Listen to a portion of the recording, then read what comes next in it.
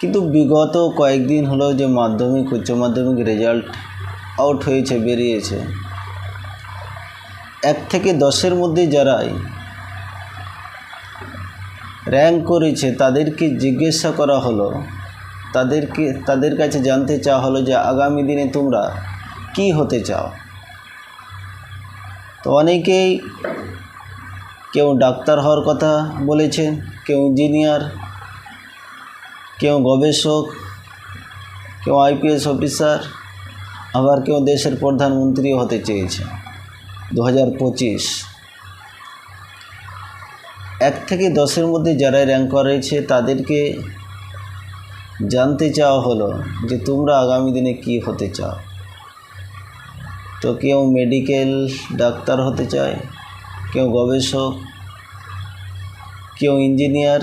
এইরকমভাবে 1 থেকে 10-এর মধ্যে যারা এসেছেন তারা মূল্যবান তাদের মতামত প্রকাশ করেছে।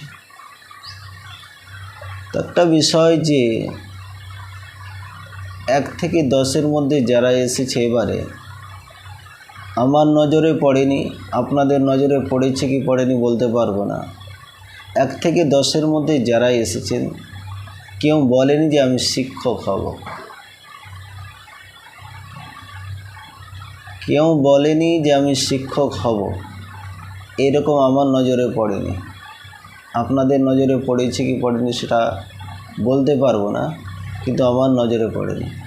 অতএব আগামী দিন আমাদের ভবিষ্যৎ, আমাদের ছেলেমেয়েদের ভবিষ্যৎ কোন দিকে যাচ্ছে আপনারা বুঝতেই পারছেন।